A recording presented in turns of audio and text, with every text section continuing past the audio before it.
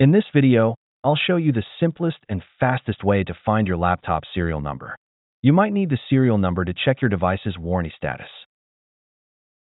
First, right-click the Start icon and select Windows Terminal Admin. If you're using Windows 10, choose Windows PowerShell Admin instead.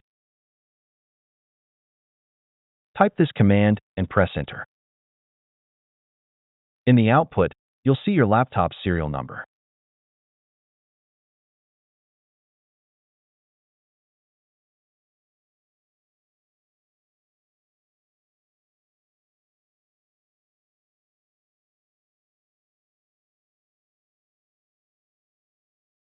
Here's another example on an Acer laptop.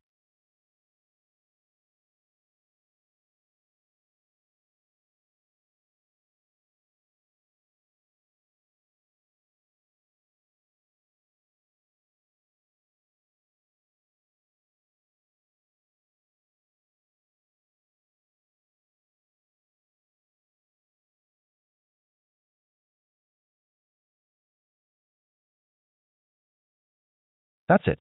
Thanks for watching. Don't forget to like and subscribe, and see you in the next videos.